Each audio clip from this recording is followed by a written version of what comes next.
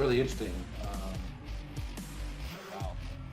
Yeah, really interesting how he considered the fold so heavily because people just under bluff in these $400 tournaments. It's really, really interesting. Yeah, I mean, what are his bluffs? You know, like if we really think about it, like sure, ace high has some showdown value if you had ace five, and when he raises the turn with maybe some backdoor diamond draw or something like that, he actually gets calls. And on this kind of board, like what hands do you have that you're folding? And it's gonna have some misdraws and things too. So I think calling is the only option myself. Let's see if Boogaloo got away from it. Ooh, call is 6. So this is close between call. Really interesting. So call is 6, raise is 7,500 is 10 points. And I'm going to say he said that because this is a very bad player. And so he thinks the very bad player is going to stack off here with worse queens a lot. I'm going to guarantee that's what he's going to say. Very interesting, though. I thought call for sure was the right answer. I never am in this spot. I don't know. Interesting spot, too. I think this is a little bit of a lesson for everyone out there, too. A lot of times, the hands we want to float with, like this one, are better as raises. So this kind of falls in that category. Yeah, and he was kind of an echo chamber for us there, saying, you know, we just get better hands to call and worse to fold. Yep. Like he's going to have some gut shots in his range. He's going to have spade draw. He's going to have king X. And we kind of know, we kind of identify kind of what cards are going to be bad for us on future streets, and we're aware how to proceed on those cards. Absolutely. So yeah, that's a very good point. You right. That was the best. You didn't say anything. You won. Just straight up. You won. I'm just. All right, so ooh, look at this. You're not opening this. You just looked at this. You're not opening. Button cut off, hijack, low jack, under the gun one. You are right. Come on now. Okay. I am. So let's see if he. He's got to open it, or there wouldn't be a hand. It would I'm be a already quick. down on points. You're already down on points in real life. Now, obviously, you're gonna cheat, but I'm gonna evolve. you're gonna adapt, right? All right, let's play it. I'm going to cry if he says he's folding here. Like, if he's like, yeah, you should be folding this in this kind of tournament, and you were actually right. All right, cool. Wah, wah. Like a spot where we have Ah! standard. Yes! And the reason is because queen. I just want to say for the record that this is the best 3-point score I've ever gotten in my life. Because the right answer was fold. The right. But you heard what he said about the tables. This is a 3K. Here comes the excuses. 10 The points excuses fold. to It says open right if your here. table is particularly tight and weak. Welcome to the $5 2K world. I mean, the $11 10K. I'm opening this, yeah, for sure. This is the best 3 points of my life. Oh, that's hilarious. And everybody's 50. Nailed it. What the hell kind of play is that from King Queen? Who does that? What the hell? Yeah, so Matt Dog.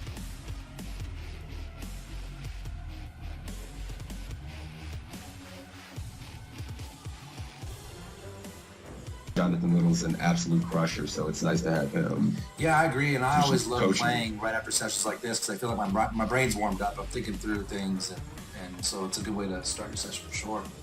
Right.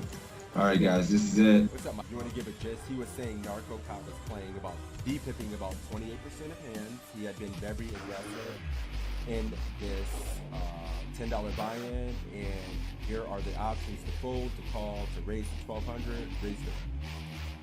What? Wait a minute, he made it 800, and my man's giving options to 12 and 1,400 ounces. So it's already getting kind of spicy. That's so nasty. To be on the site with these other crushers, well-known poker public figures is pretty exciting, I'm not gonna lie. Yeah, I didn't mention that when I was kind of giving a little intro here too. Assassinato, Matt Affleck, John Little, all coaches on the site, so very highly respectable, quality poker content. Yep, Evan Jarvis as well. Remember Evan Jarvis, Matt Affleck, Assassinato, John Little.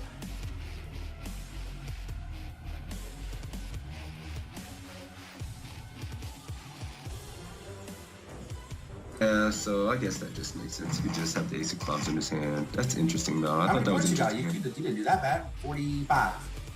I like how you just pat me on the back. You didn't do that bad. Well, yeah, good job, buddy.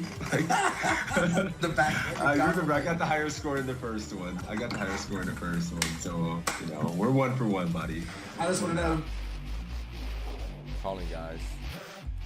Let's see if we're good. Similar situation. That's pre-flop? I think it's pre. All right, guys, we're checking, I guess. Oh, for fuck's sake. One of the things I see people when it comes to poker is when you can get to the turn and there's an opportunity. When you're facing a min raise or just a touch more than a min raise, and there's an ante in play, which is going to be the case in most tournaments, I think, going forward, you want to defend pretty wide. If your opponent's making a 2. All right, cool. You're going 1,400. I'm going 1,400, guys. I'm gonna go call with the arm and just see what happens. All right, and ready for I would the fold in game though, for the record, in case that's the winning end.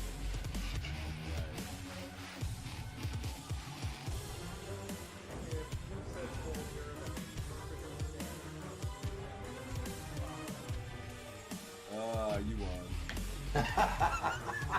You win. I have to concede. You win. 14K. 14K, let's do it. Let's do it. Well, no, we cannot win. This is a pretty rough spot because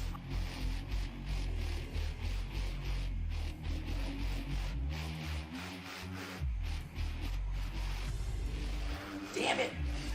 Mm-hmm. Where do you gonna get my chat? They like naughty things. They like just beer, alcohol, you know. All right, let's do I can do a $10 ACR giveaway. A $10 ACR giveaway courtesy of my man Toe. For me beating that ass heads up in this. Sorry. No, I'm kidding. We'll do this. We'll have to do it at least once a week, man. And then, you know, we'll do it. We'll do it every week a couple times. So it's a tie.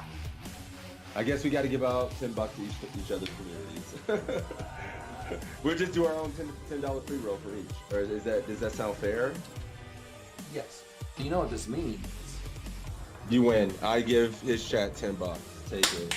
So that's cool because we have 2 ties and then a win from you and a win from me. This is like the epic battle. It's perfect. It's great. Yeah, we're even Stevens. This is awesome. Take it. I love it. You know, Stop. We got a giveaway going. Let's run the giveaway for the $10 ACR winner. Closing the giveaway. Drawing the winner. My man Sebs are getting the $10 ACR giveaway for this one.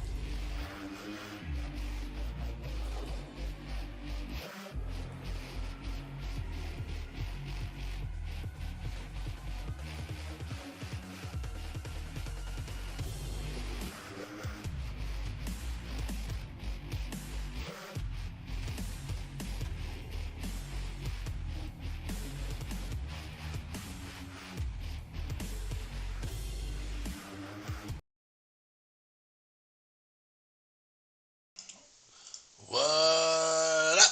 We're live! Good morning, folks. Kimmers, what the hell? Hi, Kimmers.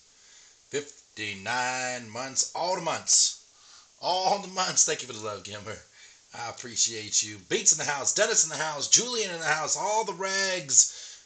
Missy was here, but she came too early. I hope she's still here. The Sweaty Technique, what up? Welcome, welcome, welcome, welcome, welcome. Thank you for the follow, buddy. We are here for the Poker Coaching Study Stream every Saturday, noon 15 Eastern. Here we are. It's been about 4 years. Welcome.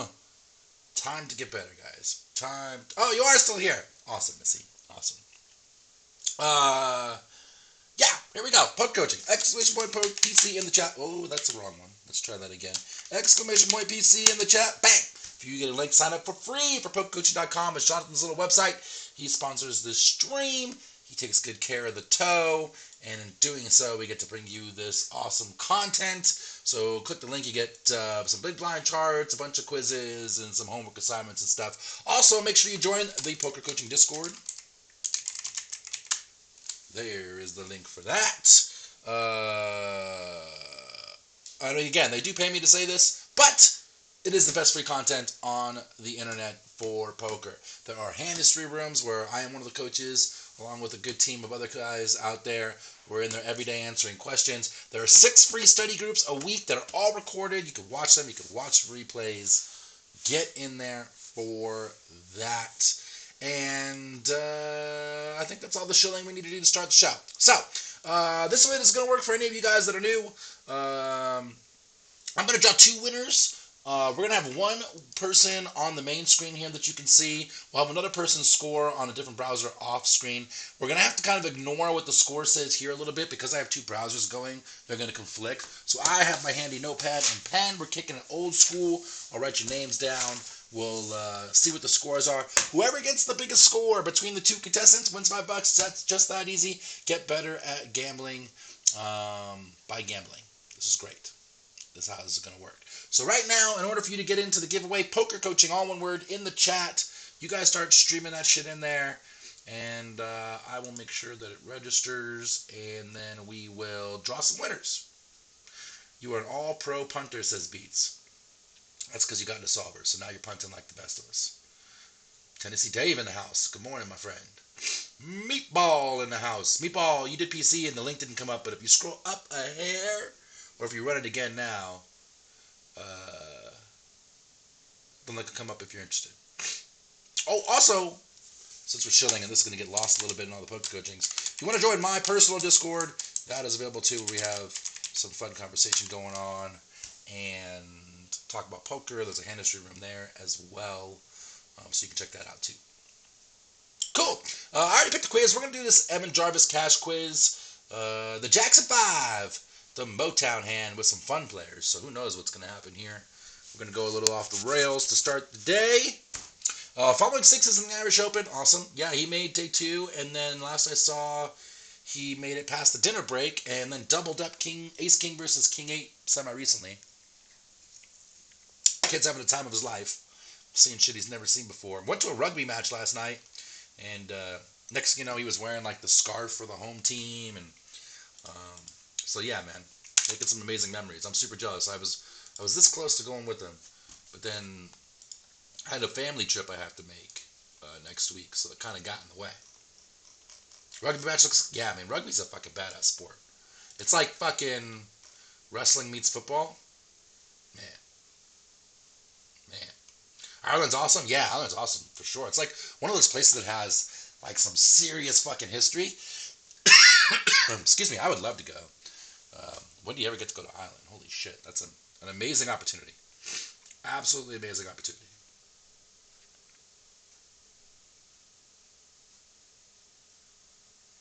They use outhouses in Ireland? Fuck, Dave, I'm out. Damn it!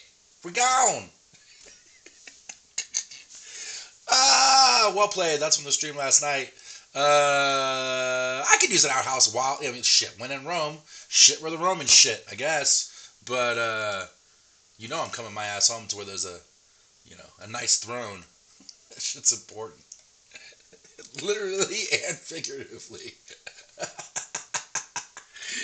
Alright. Looks like we got our poker coachings. Outhouses rule. Get the fuck out of here. Look, outhouses are fine if that's your necessity, but they sure as hell, dude, don't get me started again. Here we go. They do not rule. Get the fuck out of here. No way. No way. Nah. All right, let's try some winners on that note. Get this party started, eh? All right, winner number 1, bang, Molten Ashes, right out the gate, legend. Ashes is going to be going against Big Bang Boom, bang, Mr. Dennis, the DMC. All right, guys, you know how this is going to work. We're in the cash street, so Dennis is all kind of fucked up because he don't play much cash. So it's going to be, I don't know how, maybe it's a fair fight, I'm not sure. We're going to find out. Is that the deluxe version, Marlon? The 2-holer outhouse? The his and hers? The his and hers? What the fuck? Let's roll it. Hello, Poker Coaching members. Evan Jarvis here for PokerCoaching.com, coming at you with another cash game quiz. We're playing some 51 No Limit Hold'em on Poker Stars. We've got a fun one coming for you with the Jack 5 suited in the small blind. Action starts with a limp from Fozilla, who is playing 28-13. So he's not doing a ton of limping, but he is limping in. We got an overcall from Philly D, who's playing 39-4, who's definitely doing a lot of limping. And a full from Wout. So action on you in the small blind, Jack 5 suited. What should you do? Should you fold, call, raise to 5, or raise to 8? There you go. Oh, Dennis. Dennis has been sneaking into the cash streets at night when no one's looking, paying for buy-ins. What? We got a bunch of limpers. Listen, we're just going to power through this one. Everybody, don't fold. It's half a big to call with a suited hand. You're in. You're just in. We're priced in. It's good. Be careful if you get a jack. There you go. There's the tip of the day. Everyone calling. Let's just call and work our way through this one since we got a layup. Now, from the fact that we have 2 limpers ahead, that should give the insight that this is a slightly splashy, slightly fishy game. We also have a 42 VPI player in the big blind.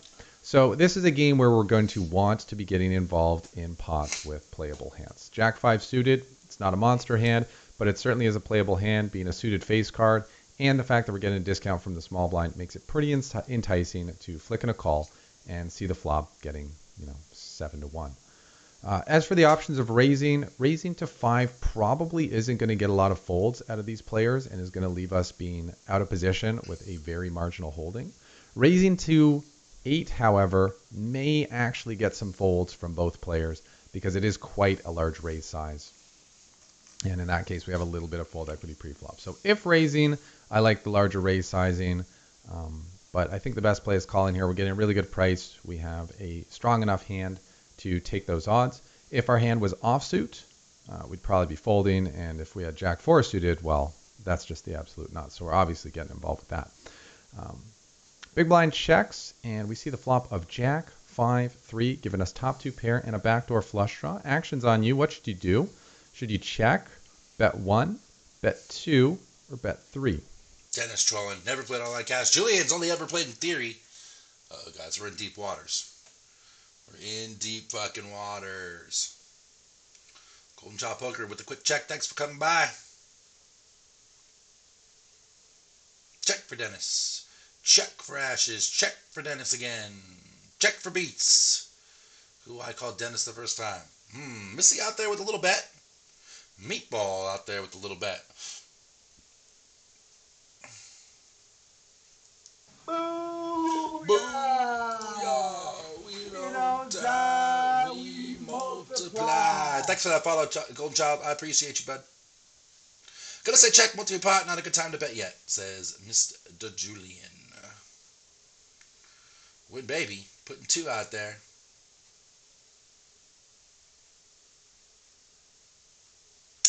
Yeah. I mean, honestly, couple of thoughts. One thought is that it makes me sad that Evan's out here in the poker checker streets and not making easy hand replayer hands because we don't get the benefit of his amazing screen name making.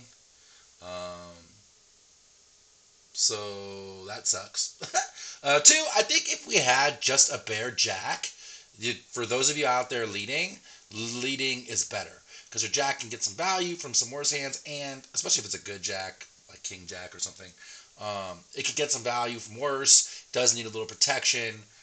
All that is gravy. When we have 2 pair here, like we block anyone else from having a jack. We block everyone else from having a 5. They never have queens plus because everybody limped. In which case, checking's better because we don't need protection.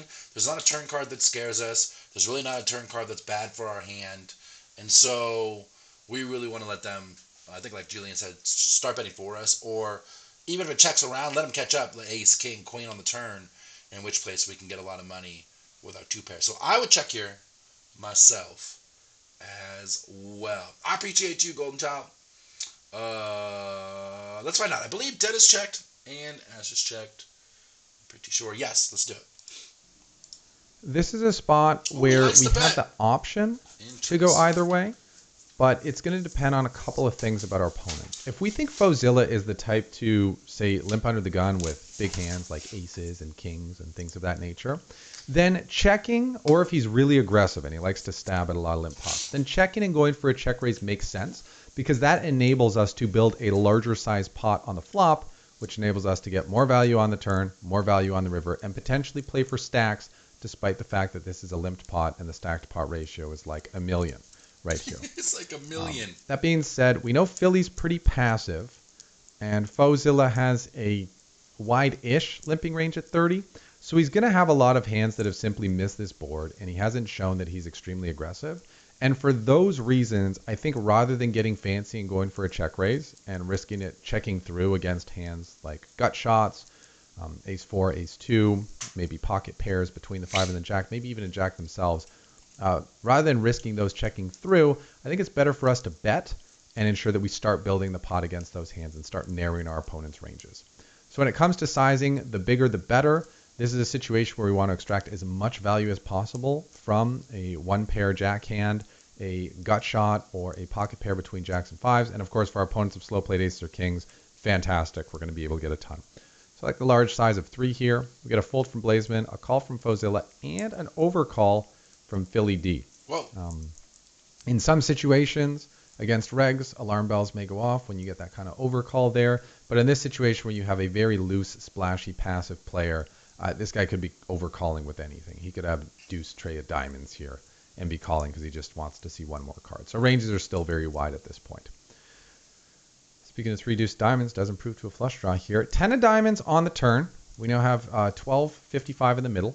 2 players still in the pot with us. What should we do? Should we check, bet 6, bet 10, or overbet, bet 18?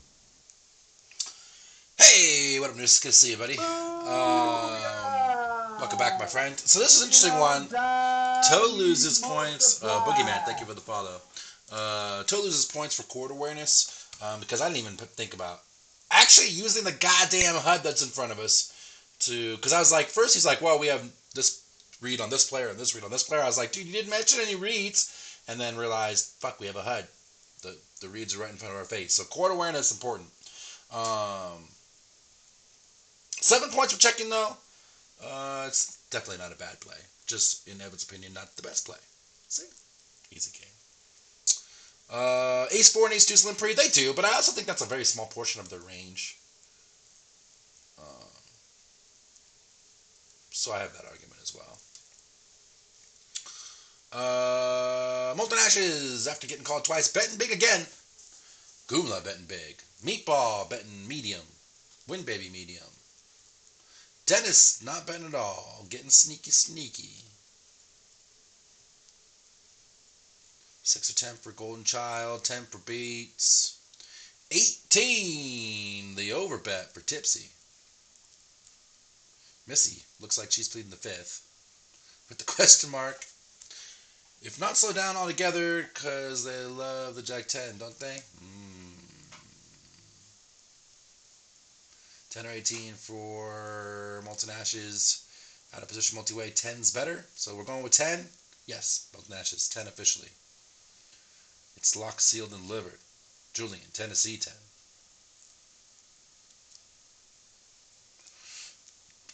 One baby. Shook. Scared. They always have Jack 10.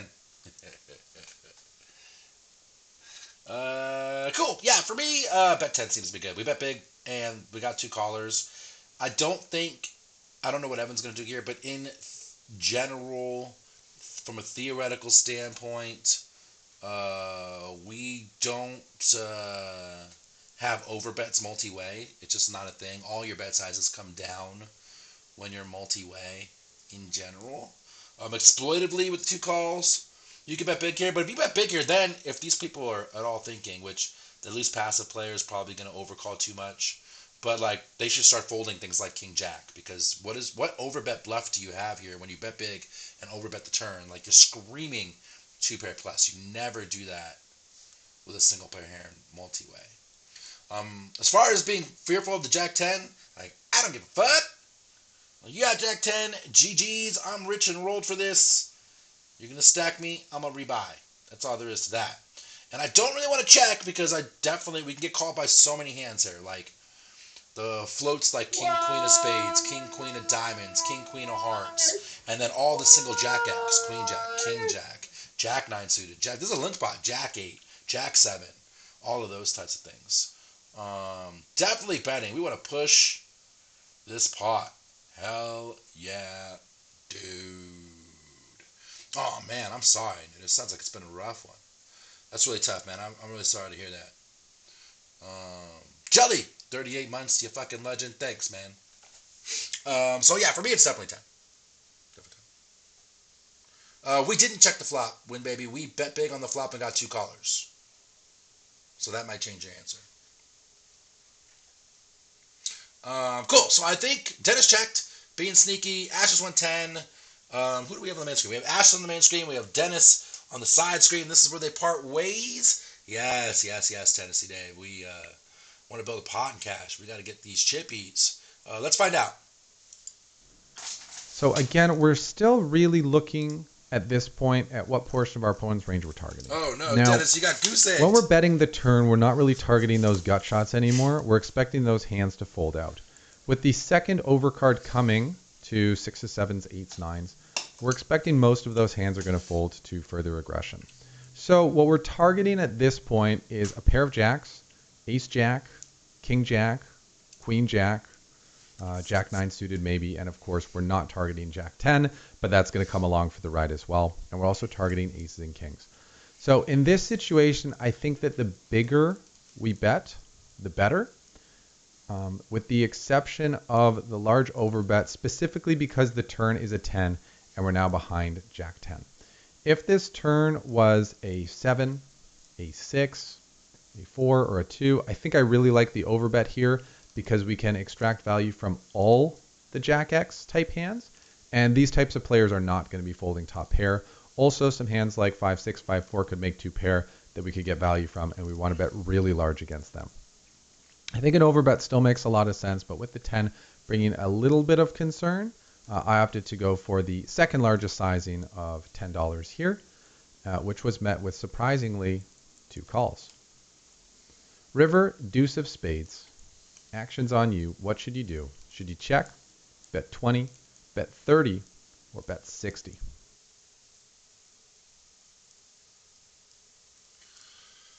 All right, here we go. Bet big, 2 callers. Let's go.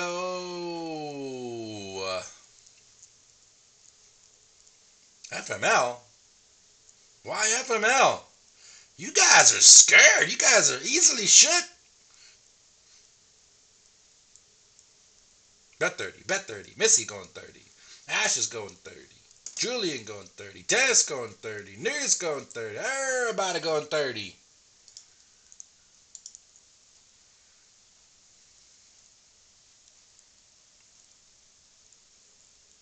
$30. How much is the pot? 30. Everybody. 30.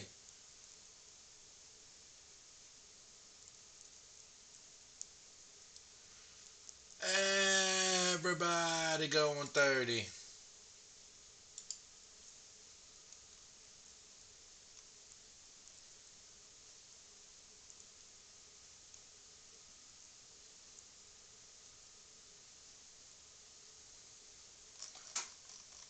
$60 for Machine Gun.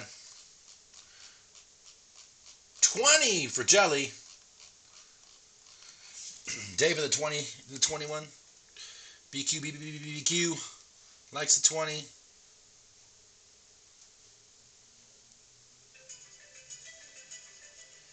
Scared. Meatball says 60 sounds like a good idea. Probably good to hear, and these guys like to call.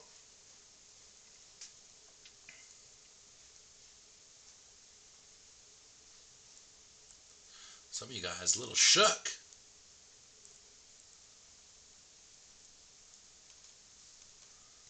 Shook. I don't give a fuck. Definitely going 30. I don't think 60 is a thing. Again, we're multi-way. Overbets tend to not be a thing. And when you overbet this, again, you went bet, overbet. You have big bet, overbet. Any single jack hand should 100% be folding. So I don't want to push those out. So that's why I'm leaning 30. About 2/3 pot seems pretty darn good. And if we get raised, run for your life. But I'm not worried about getting raised. I never want to like bet smaller just in case I get well. If you're blocking with a weaker hand, not 2-pair, right? Then I would. You could do that, right? But I would never bet less for value with a hand this strong, because if I get raised, I can lose less. Like, fuck that. I'm betting for value and hoping you call. And then if you raise, I'm sorry. I'll just playing. I take it back. I didn't mean it. But I'm going to get max value all the times I can get max value, which I believe is 30 in this situation, machine gun. And if I got to fold it every once in a while to the very rare raise, right? Like, what's going to raise here? Jack 10 and Ace 4, and that's it, right? Like, so rare. Maybe 4-6 suited because it's a limp spot and people do weird shit, right? Yeah, no way.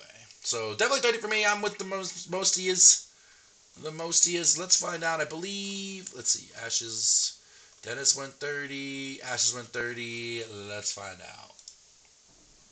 In this case, very similar spot he likes 62. to He the gave 10 turn. points to both. The only thing that's changed He's is exploiting Ace there. 4 has improved. Although unless it's Ace 4 of Diamond, that hand's probably folding the turn because we bet large enough. 4-6 has improved. A lot of players wouldn't have 4-6 suited, but these particular players, splashy enough that may fit into their range. That brings a tiny bit of concern, but not a ton. The only hands that we really need to be worried about are pocket 3s here, pocket 5s, which we block significantly, and Jack 10. The hands that we beat are Ace Jack, King Jack, Queen Jack, Jack 9 suited, maybe Jack 8 suited, and any slow played over pairs. So there are a lot of pretty strong hands, pretty strong 1-pair hands that we beat, and a few 2-pair and 3-of-a-kind hands that beat us if they chose to play their hand like this and not raise on the turn. Overall, against that range, Preach. I think it makes sense for us to go for maximum value. And I think that an overbet is fairly appropriate here because these are stationy type players. And if they have top pair with a good kicker, there's a good chance they're just going to be willing to call with it. And for that reason, in the lab here, I think that the overbet of 60 probably makes the most sense. In game, however, I got a little greedy and I wanted to pick a sizing that I thought maybe both players could call since Philly D had been pretty passive.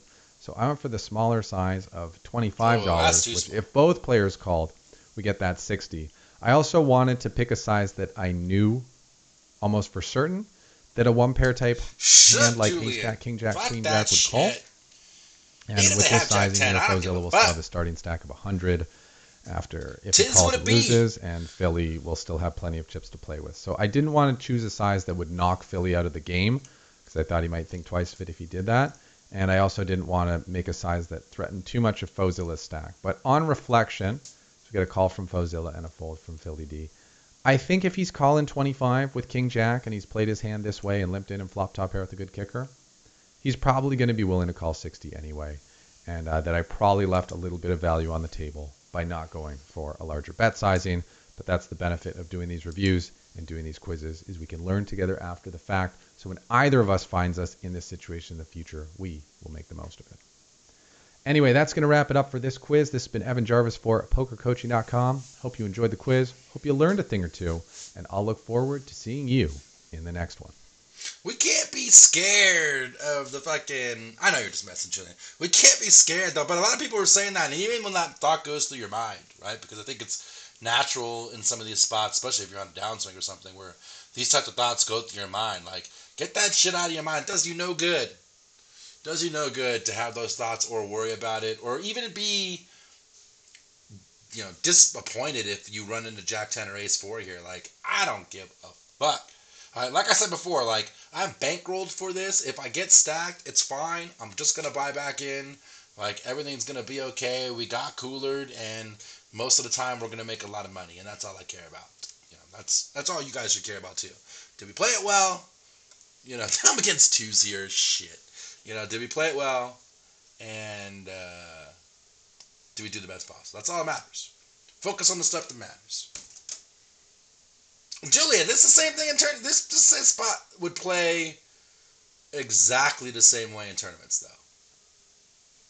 You know, it is a weird mental thing, though, Julian, where like when you're playing cash versus playing tournaments, like when you bust a tournament, you paid $11, $100, $500, whatever the buy-in might be. It doesn't really matter. It's a controlled sum that you bought in with, that you were aware of at the time. It's like a stop loss, right? Where you knew you had the potential to lose X amount of dollars, and that was the risk, right? And then whatever happens, happens. But in cash, like every dollar you lose is an actual dollar. Every time you lose a 30 big pot, a 100 big pot, like that's real money, and that hurts tournament players sometimes more. It's kind of funny. But it's just the same thing. You just got to be rolled and play well, right? Do your work. Do your work. All right, cool. Ashes, you got it, buddy. 37 to 27. Poor Dennis got goosed. Goosed on the turn check. Rough. Super rough. All right, cool. Ashes, let me know how you want your money. Congratulations. We'll put a new keyword out there. New keyword is...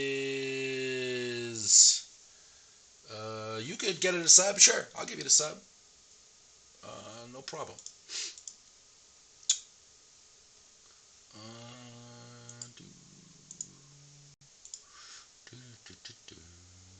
So I was scrolling on Instagram this morning before the stream while I'm getting the sub on a little tangent. Well, actually, let me put the keyword in there so you guys can do that while I'm ranting. All right. Keyword is toe rant. All one word. And so I was scrolling through Instagram and I came across this random shit on the feed. It was like Mr. Chickens, I think is what its name is. And this guy's got those like rubber chickens that you squeeze and they like, you know? But he does covers of popular music using the chickens. And so he did Crocodile Rock. And so all morning I've been like, been humming that shit in my head. Like crazy. Alright, gift sub. Brogy Man, welcome to Mr. Molten Ashes. Let's make sure we just copy and paste. Tier 1. La la la la la la. There's the ID. There's Molten Ashes. Gift the sub. Life is good.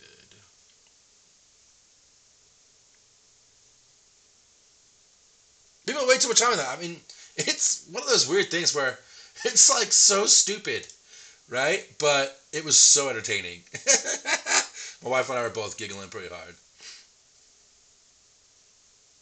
Okay, that's amazing.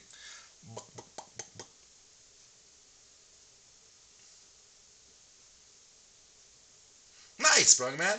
I'm glad you made it, man. I'm glad you made it. For those of you that don't know, you want to see this study stream? Let's do some quick show. This is going to be a quick one.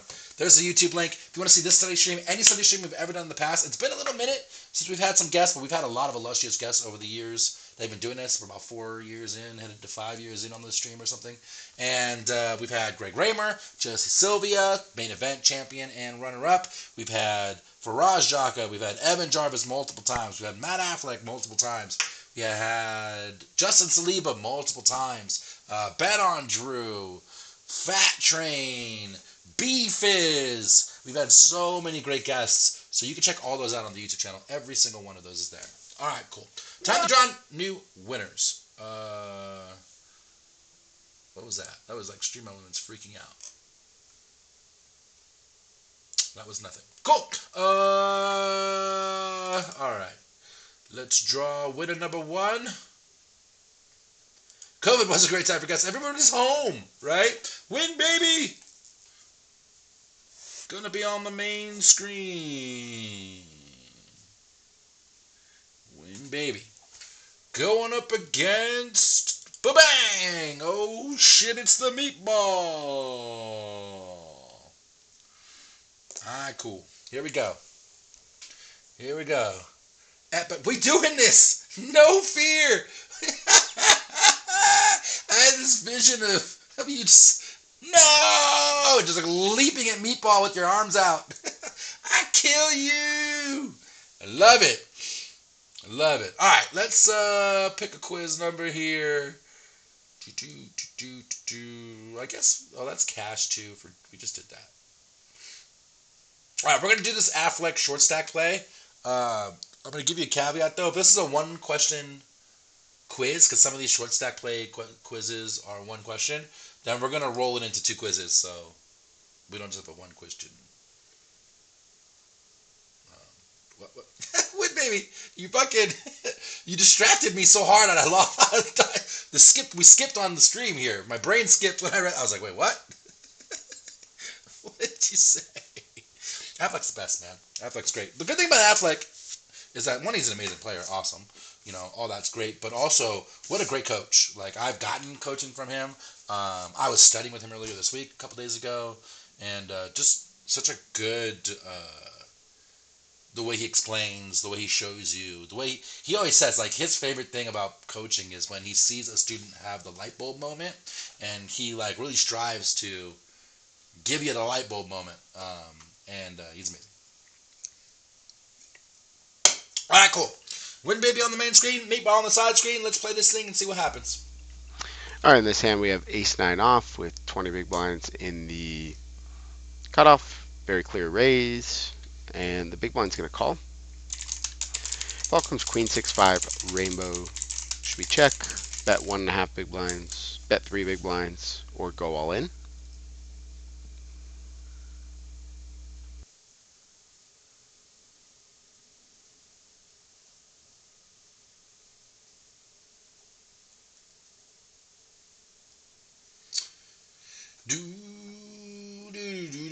Alright, what are we doing here? We opened, we got called. Cool. Queen 5-6. About 20 pigs. So this is definitely not going to be a one question quiz, I don't think. We're in position, what are we doing?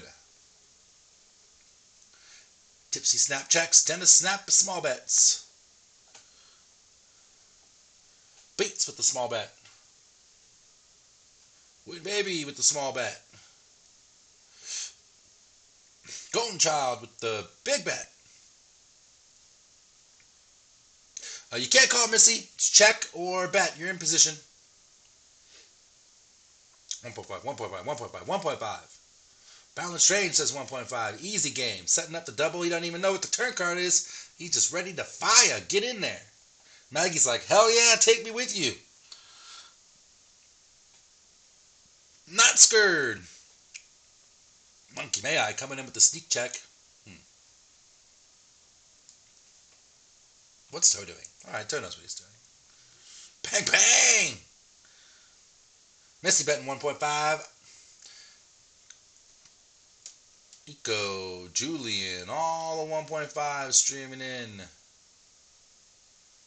Meatball going 1.5. 1.5, 5 and 6 are okay for villain range.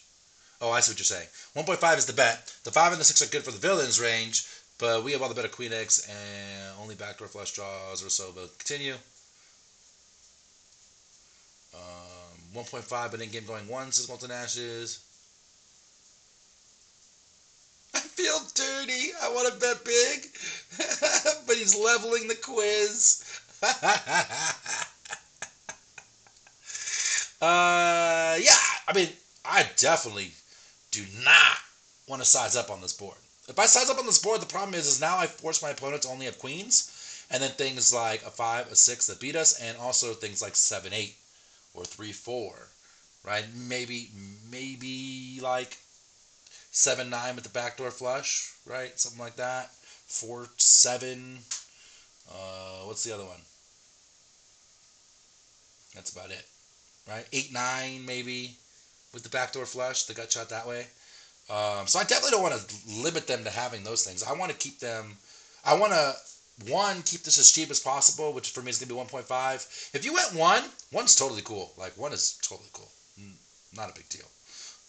I like 1. But yeah, 1.5 is fine. And you get a lot of fold equity now. We preserve our stack. We'll still have about 17 bigs, 16.5, right? After the fact, we go 3 here, and now we're down to 14 bigs, and then brick turns like we just lose too much. You don't need to. You don't need to. Right? We're just targeting all their air, cleaning up our equity against their air.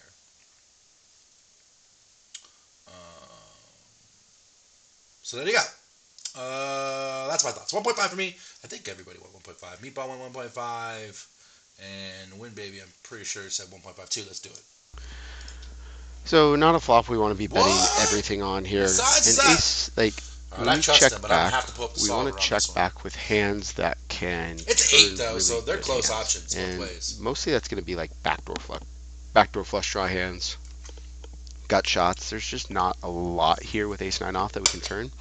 The other thing going on here is we have really good suits. We have a club and we have a spade. 2 backdoor flush draws. I'd be more likely to check back with ace 9 offsuit if we had a heart, which is the suit we're trying to fold out the most, is hands with like 2 hearts in them. So we block some of the check raises. We block some of the continues, having these two. People don't check raise enough. All these are just leading to a bet. With this much connectivity, with the 5 and 6 connected, we also want to size up a little bit. If this was like 6-3 or 6 deuce, we'd use a small bet. But with the 6-5 connectivity, I think we want to use slightly larger bets. So I like 3 big blinds the most, preferably to like the 1.5. I think this is even a little bit too small. Player calls. Turn is the 8 of spades. And they check to us. Should we check, bet 3 big blinds, bet 5 big blinds, or go all in? Ooh, this is interesting. So, I brought up the solver for this one because the big bet was surprising to me. We can't use the ace 9 because the solver does something weird, and that's like just this weird island. These hands right here jam pre for the 17, which is just a weird solver thing that you can probably ignore. But if we look at something like ace 8, here's ace 8, you can see that it mixes pretty good. And when we block the clubs and the spades, it mixes between third pot and 55%. So it's pretty even between the two. And it does that with a lot of these options where you can go third, you can go 55, but it does prefer the bigger bet, which is mildly surprising. I wonder if we look at... Oh, this is strat plus EV. Sick.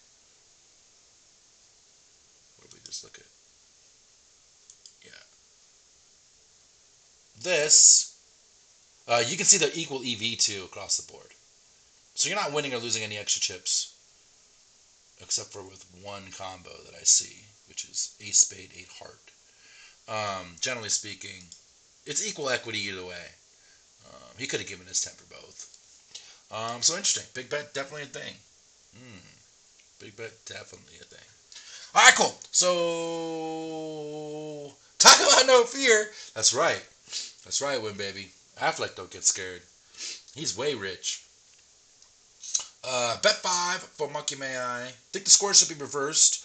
Actually, this looks good, right? Because it was actually betting bigger, slightly more. So, we both stand corrected. Something in Golden Bear says shove. He's calling shove with the draw. Maggie says hell no shove. Golden Bear shook and says maybe no shove. Maybe shove not such a good idea. Beats going 5. Check, realize their equity. 8 helps range since they continue on the flop. This will help their equity more. Interesting, Jelly. Checking to see what he does, says Maggie. 5 and praise, says Meatball. And Win Baby, I don't think gave an option, just was... There it is. Checker 5, check. Cool, got you, Win Baby.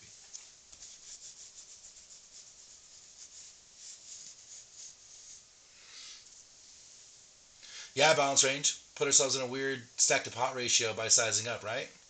Solver approved, though. Matter of fact, I'll keep this going in the solver.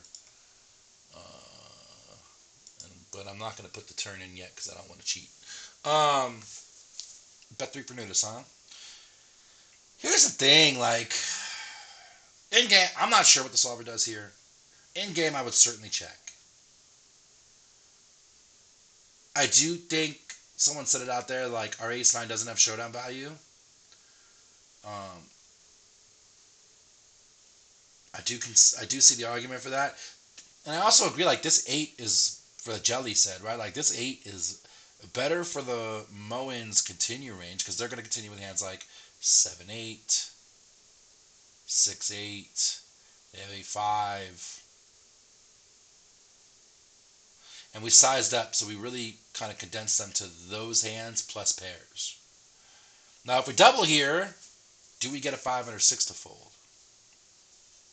Definitely not the ones with the straight draw. Yeah, we did pick up extra equity, Monkey May I, and then a lot of times that hand bets. I just think this card's better for the big blind. We're opening the cutoff like we don't have any 8s. We don't have 7-9. They have all of that. We're tied for sets, except we have queens and they don't. Like pairs of queens and they don't. And we have ace queen and they don't.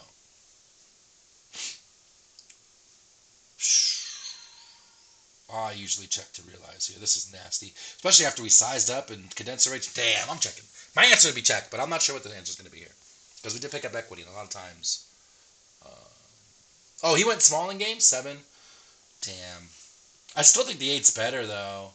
The fact that he went 2 in game, Ashes, thanks for correcting me, makes his range wider, which is good. Does it condense that much? Oh, fuck, man. I think I still check.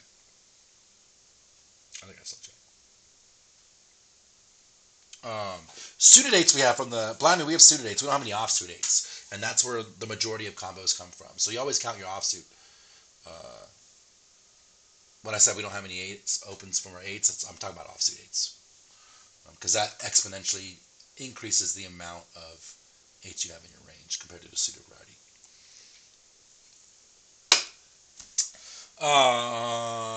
Yeah, I would check. Interesting. Bet 5 for Meatball and checking for Win Baby. Win Baby on the main screen. Oh, let me plug this into the solver while we're doing that. And let's do that. This was Bet 5 and Pray. This was check. Great card No for us check. to barrel here. We turn some equity with a No gut shot. check. Our hand doesn't have a ton of showdown value. Also, we have a spade. So like the best suits would be here would be able to, like having the ace of spades and the 9 of hearts would be like the best. Having the club isn't the best, but having the spade is the most important thing here. We want to block the check shoves from having 2 spades in their hands. We have really good equity against like 6x, 5x, 8x here, which are going to check call. We're going to fold out some 5x as well. Just a lot of good properties here for barreling. I like to use a geometric sizing here, so when it's 1.5 SPR here, so like it's basically 10 big blinds in the pot and we have 5 left, your geometric sizing is half pot, which is going to be we bet 5, there'll be 20 in the pot, and then we shove for 10. So it's both bets are 50% of the pot. So I like betting 5 big blinds. I went a little small here. I put 3 and 5 in the quiz. I kind of went in the middle of it. I prefer 5. I think there's a big difference between 5 and 3 here. So we bet, we generate a fold, which is always great here. Interesting. I hate this GTO Wizard sim. I think it's trash. Ace 7 is checking here. Our best aces are betting, and they're betting actually third pot on the turn to try and get all those under pairs to fold and not sizing up. So it's interesting because Matt Affleck really does run these solves pretty often, and the fact that he's deviating from that is interesting. Give me a sec. I'm checking my Pio Sims. Have it at 20 probably. Let me see. Anyways, it was 20 swish for Mr. Meatball. Win Baby getting smoked on the turn. Don't feel bad, Win Baby. I probably would have made the same error. And this was Queen 5-6. Queen 6. I have it 2-tone only.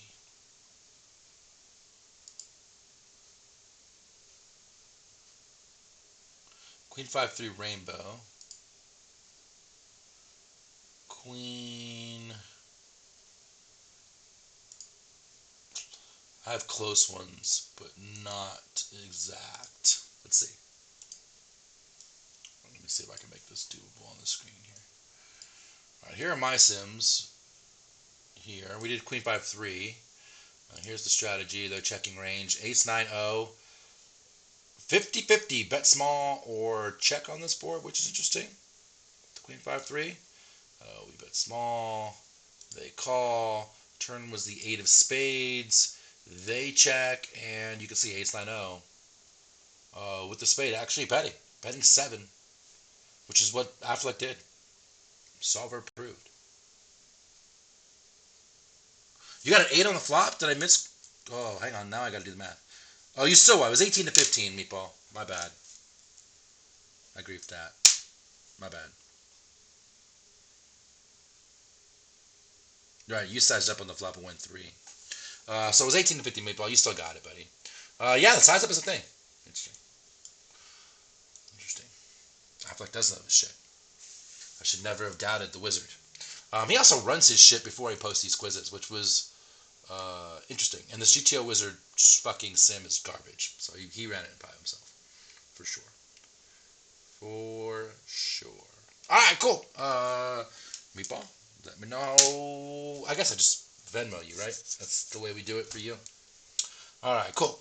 Good one. You and I learned a little something.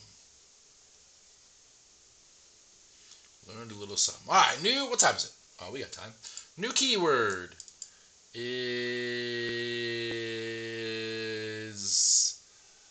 I don't know. Somebody out there give me a good keyword.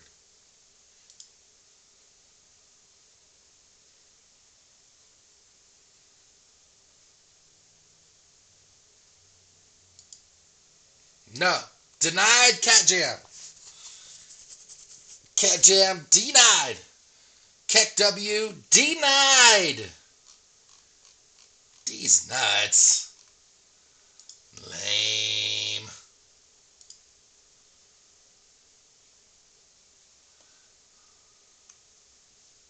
There we go. That'll work.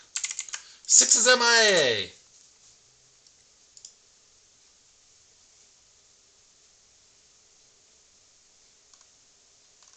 While you guys are doing that, I'm going to look for a quiz that is not near the top, because 6 always does those when I'm not around. But I'm a better man than he is. I'm a better friend. So I'm going to try and find something we may have missed back here somewhere. Damn, we take a lot of quizzes on this stream. Holy shit. Holy shit. I'm going to go back one more page, otherwise we're just going to go for it.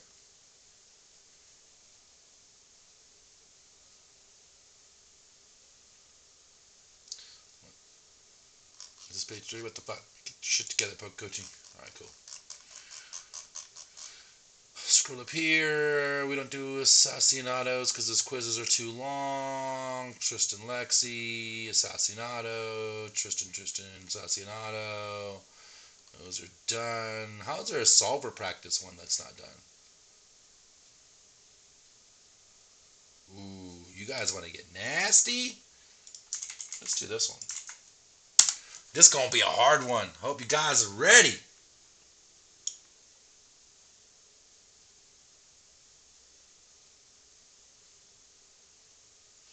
Hope you guys are ready. Let's draw for it. Not oh God, oh goody. Oh hell yeah. We're going to get deep today, Ashes. We're going to get deep today. Chris, congratulations. Feels like a minute, man, since you've been a contestant here. Chris up against, bang, some dude. Legendaries. Dude. Oh, I'm going to do that. Alright, guys, here we go. This is going to be solver. So, remember, it's going to ask you, like, what your range is doing and frequencies for your range. So, new schedule. Boo. You need to quit, Chris. It's time to find a new job. They're interfering with this life. Let's run the quiz and find out. Odin? What? Who said Odin? Ban Odin. Who was talking about Odin? What the hell? Hijack opens off of 60 bigs. What percentage of hands should we be playing here from the cutoff? hand that we have. Hijack opens, cutoff is facing the open. What percentage of hands in our overall range are we calling here?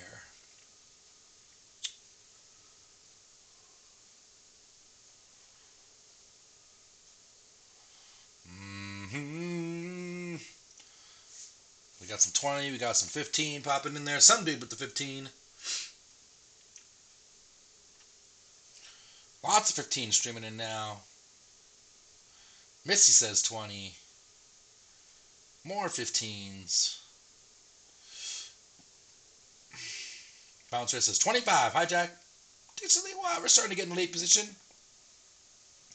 Up 20. Crest going 20.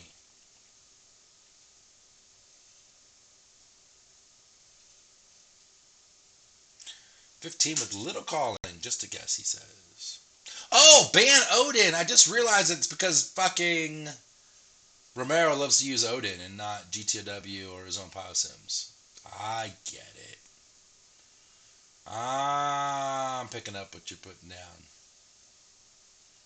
I get it. 15 for Julian.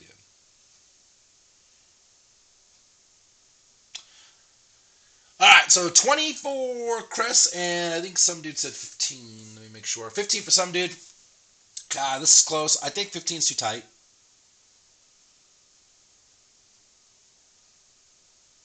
Odin is Fedor stuff, yes, but there has been some controversy about the validity of the Sims because when you run Sims,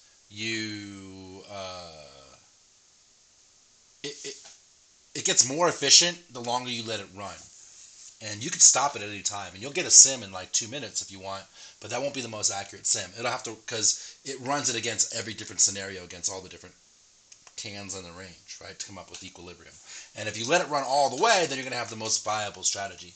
And there's some theory that the Odin sims are not run down as far as they should be. And so some of them are questionable. And you see that in GTO Wizard on some sims as well. They're trying to get shit out so fast that they just kind of run it down a little less, and then you get a good strategy, but not necessarily the optimal strategy. And sometimes it changes considerably. So you have to be a little careful. Hey, made a bag. Congratulations, Horn. Made it day 2 because you're ET. 67 months, my man. Thank you, boss. I appreciate you. So here, like 15 seems too tight. That's pretty fucking tight. 20, it's either 20 or 25. My instinct was 25, but it might be fucking 20. I wouldn't be surprised if it was 20. My instinct is 25. That seems like, if I'm picturing the chart, right, 25 is going to be all the good stuff in the top corner.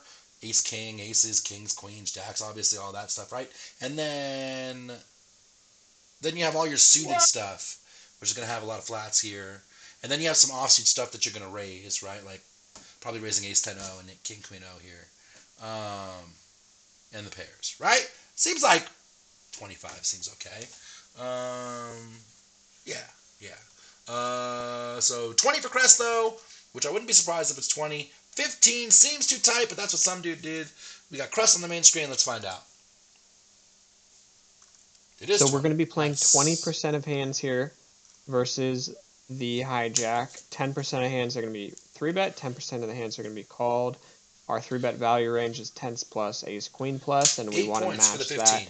at about a 1-to-1 ratio with bluffs. Our bluffs are going to be high card blocker hands that don't play as well post flop.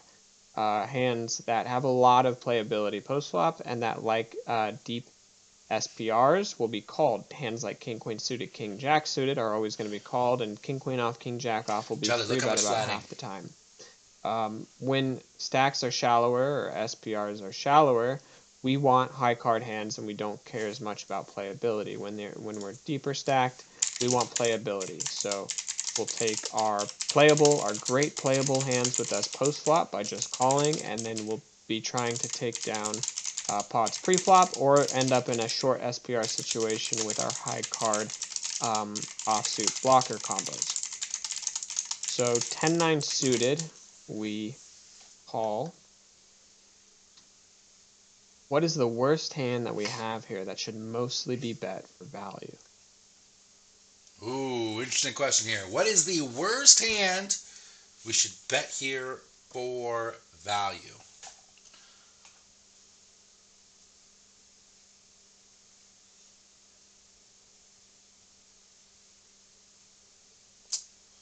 Eight points for the 15, though, some dude. That wasn't a bad. You were close.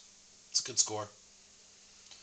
King 10 for value is checking back. That means you're checking back Queen 10 and Jack 10 horn. Just make sure.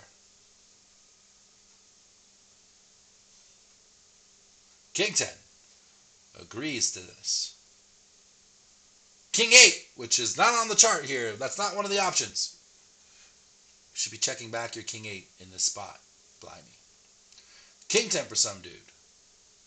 Queen 10, so betting Queen 10, betting King 10, betting Ace 10, checking Jack 10 for those Queen 10s out there.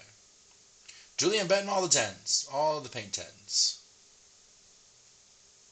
You check back Queen 10 here, Beats? Just a little surprised that was your answer.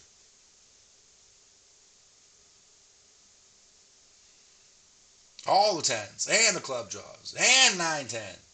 All it. Don't understand the question, Missy. So when we're in this spot, we're going to have a variety of 10x hands in our range, right? Ranging from, we're going to call here with Jack 10, we're going to call here with 9-10. I don't remember if 8-10 suited was on the chart or not. That's going to be the cuspy one. But we're folding 7-10, so we never have 7-10 pretty much in our range here, right? So of all the 10x hands in your range, you want to check some and you want to bet some, right? Because when you check, you want to check some because that way whenever you check a board that's 10 high like this, the guy in the hijack seat can't auto bet the turn because it's saying you never have a 10 because you're going to have a balance drain. Some 10s are going to be in your range, some 10s aren't. You're definitely going to bet ace 10 here because it's your best 10x hand and you want to get called by worse 10x. But when you have a hand like 9-10 here and you bet your 10x hand, you are betting for value. And whenever you're betting for value, you have to ask yourself the question, what's worse that can call? And here, there are some draws, the 8x, that can call, but there are no worse 10s that can call. And so that's a problem. So usually you want to check your worst 10s, bet your strongest 10s. So I would be betting ace 10 and king 10 here for sure. Queen 10, I would always bet here. Jack 10, I'd be lying if I didn't bet here. But this 9-10, if we were playing this as what do we do with 9-10, I would probably check the 9-10 because I don't beat any of the 10x continues. Jack 10 gets murky, so maybe it's queen 10 for me. Yeah, maybe it's queen 10 for me, Chris. Queen 10 makes sense because I would check Jack 10 sometimes. The thing with Jack 10 is with Jack 10, you got the fucking straight draw with it, right? So you can pick up so much equity on the turn.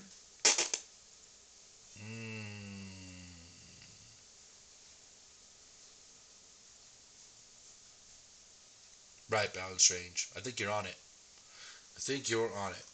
All right, so let me make sure. Some dude said queen 10. Chris said queen 10 as well. All right, let's find out. The worst hand that's bet here most of the time for value on the turn. King 10. So checking King queen 10. 10 here. Queen. So I'm going to pause this for a second. You see how queen 10 suited here is the green is check, Missy? It's checking a large portion. See how Jack 10 is checking a very large portion and 9-10 is checking a very large portion. Ace 10 never checking because we get called by worse 10s. And King 10 is pretty 50-50, which surprising check here. 10, Jack 10, 10, 9. In the micros, they are wider, so you should bet wider for value, Jelly. 9 are mostly checked on this flop, as well as almost all 8x. Make sure that you have pairs, stronger pairs in your flop checking back range, so you're not opening yourself up to get exploited by an aggressive hijack on the turn when flop goes check check. Remember, hijack should be checking to you a lot on this flop. Equities are running pretty close and you have positional advantage, so he still has a lot of very strong hands in his range. You can't be going 3 streets here with queen 10, jack 10, 10, 9, so it makes sense to check those back at a decent frequency. I see a lot of intermediate players just barreling through with their pairs on flops and turns here. Not good. So on This the is turn, we have complicated. a This is 4 of super complicated diamonds. stuff. Hijack actually has pocket jacks here. What should he do on this turn? Yeah, the overall concept is you want to have some tens in your check range. If you're betting 3 streets with 9-10 and you get called all 3 streets, you're going to lose on the river. Even if the board runs out bricky, right? Whatever brick is. 5-5. If you bet 3 streets and get called, you're probably going to be losing this hand with 9-10. But with ace-10, you're probably going to win because you get called by worse 10. All right. And also, Missy, like, this is going to be super confusing. This is super in-depth. His quizzes are, like, level 10, super pro level thinking here. All right. So now the question is we're not playing our hand. Our opponent has a pair of jacks in their hand.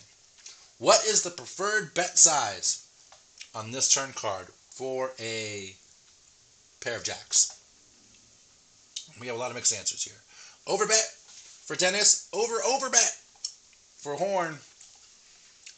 75% for Meatball. Overbet for Beats. 75% for some dude. Carter coming in with the 150.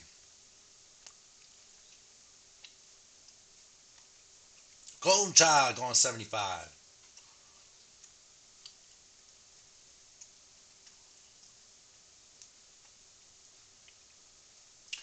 Ashes says, Jack's the one hand that goes big here. I wonder if Queens is in there, Ashes.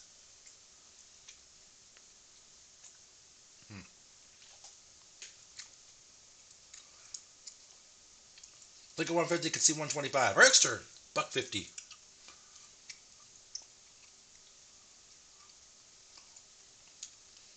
Crest came out with 75. Some dude came out with 75 as well.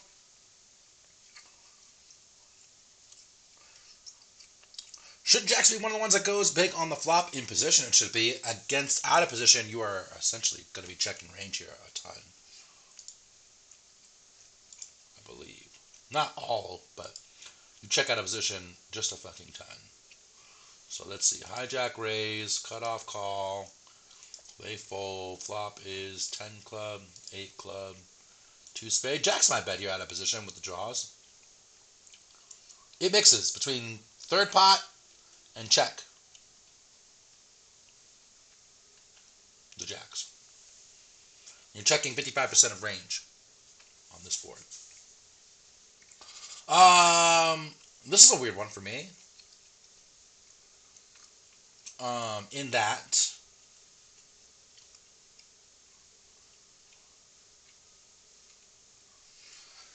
usually the overbet wants to come in when the turn brings in like more draws. So this is the 4 of spades. Overbet makes more sense to me. If this 4 was a... It can't bring the actual straight, right? So it's got to be... Queen's no good. Maybe this is good enough to overbet.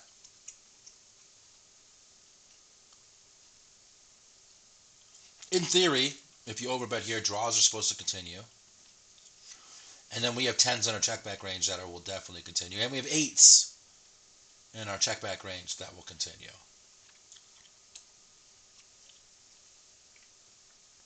That is a good point balanced range. I think you are correct with that assumption.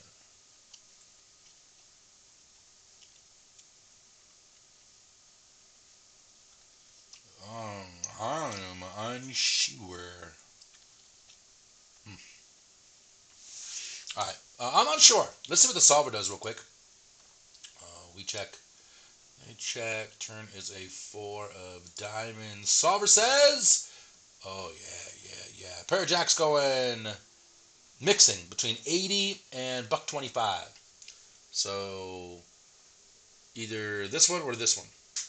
So you guys were pretty much nailing it. I think instinctively I'd probably go 75. But the overbet, definitely a very, very good thing. Very, very good thing. And favored. And favored. Yep.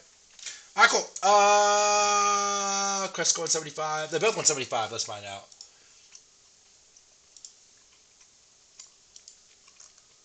So remember, the hijack has a lot of air in his range still, and also a lot of strong hands in his range. And the best thing to do when the situation arises is betting very, very large with your value hands. This allows you to bet large with your bluffs as well, and you just get to have a higher turn betting frequency.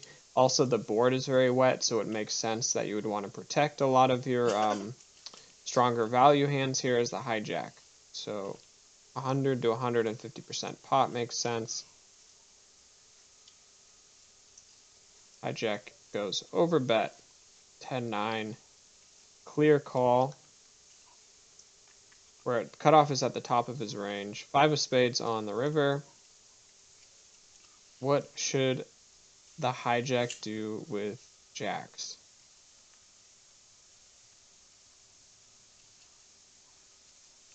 What's 150% of 27? That's 27 plus, what, 13? So, what, 40? And we have 48 bigs in our stack. Erkster, I said 150. Wow. It was a surprise to all of us.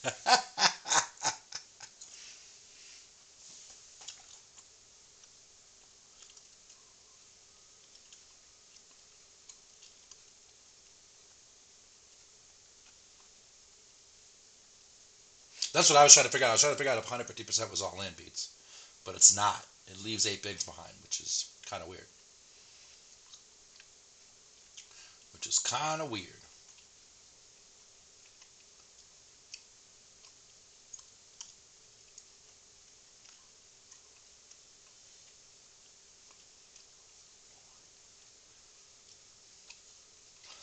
Meatball going pot. A few 50% in there. Crest going 50. 75. Shy Concern taking his own line. Off the charts here. Some dude with the buck 50. This is where these guys are going to part ways again. ET going buck 50.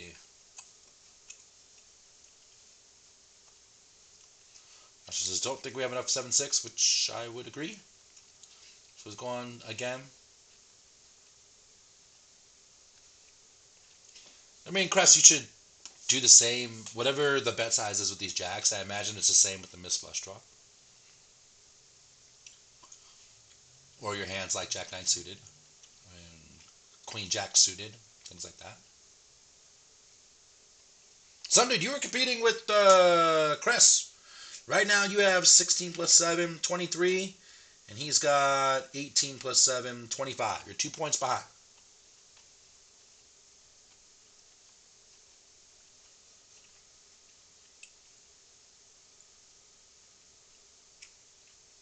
This is asking what Jacks does, Bogeyman.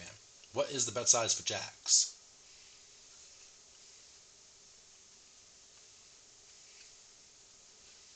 You compete for all the marbles. $5 on the line. You win this one, some dude.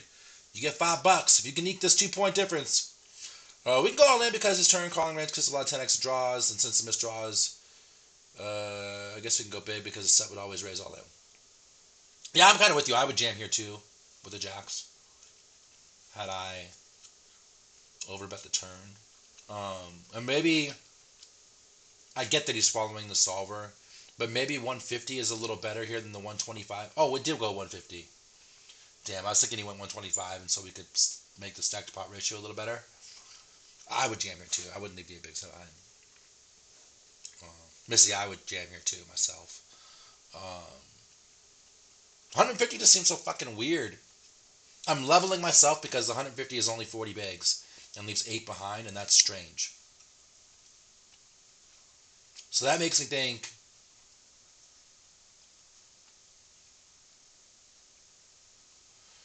our hand is worth more than half pot. And that makes me think maybe it's pot. Might be pot. I think it's pot maybe just by rule of... If it goes 150, I wouldn't be surprised. If I'm going to go 150, I'm going to jam in this spot. But I'm thinking maybe 100. Maybe pot is better. Because 50, our hand is just worth more than 50 if we have jacks. Odin sizes are weird. Yeah, it's a weird situation, Beats, for sure. All right, cool. So Crest went $1.50, I believe. Crest went 50, and some dude went $1.50. All right, here we go. 54 Crest. 6 points, $1.50. Here's a river 10 points. strategy for hijack. Jax wants to go massive, anywhere You might have from just eked him. 66 Some dude, you might have just to eked all him. in for 2x pot. So for the same reasoning that I had on the turn, the 5 is a complete brick. Jax is still worth a lot. If the river was a club or an overcard, Jax can't bet as large, but on pretty much any card below the 10 that's non-flush completing, Jax gets to bet, anywhere from 80 to 150% pot. So that's what hijack does here. And 10-9, very easy call. I think you have to call a lot of 8s. We'll see what you should be doing with 8x on this river. I believe it's mostly calling with the 8x. So Ace-8 suited, pure call. King-8, Jack-8, folding. 8-9 suited. Some calls 8-7, some calls 8-6, pure call. And then 10x is mostly calling here. You want to, when you're calling the river, since we don't have future streets to play, it's important to just take into account your blocker value rather than raw hand strength. So hands that unblock his overcards, like Queen Jack, King Jack, King Queen, Jack 9 are good. That's why you see this pure call with 8-6, where we're mixing cold call fold with Queen 10. And it is significant EV, the differences here of finding those correct blocker call combinations that add up. You're going to be playing 100K hands in the next 5 years live. That's a ton of money. So make sure that you're accurately using your blockers to call river bets. All right, there you go. The 100 is a weird trade. You should just jam here. You jam here, totally good. Totally good. Hand worth more than 50% though. Some dude, you fucking eked it on the river. You eked it. You were down by 2. Crest gets 6 points on the river. Some dude smacking the 10, and it is 33-31. Some dude. Remember how his tough quizzes? Yeah, his quizzes are. Let me know how I can send you $5. Some dude. I can't obviously do it on global, but ACR, PayPal, I don't know, Venmo, Cash App, Carrier Pigeon, Smoke Signal, Snail Mail. Let me know. Sub, do a sub, whatever you want. Yeah, his quizzes are hard because it's gonna. But these are, if you guys want, for those of you that don't think about poker this way or are unaccustomed to think about poker this way, when you're doing these types of training yourself, you should practice this way. What is my opponent's range doing here? Beats does this really well. He does a bunch of trainer hands. He's a team toe guy. We share this kind of stuff, and he does a bunch of trainer hands, and then he'll stop some random port in this training session and say, okay, I know what I'm doing with this hand. What does my range look like? What hands are calling here? What hands are raising here? What hands are folding here? What are my opponent's hands doing here?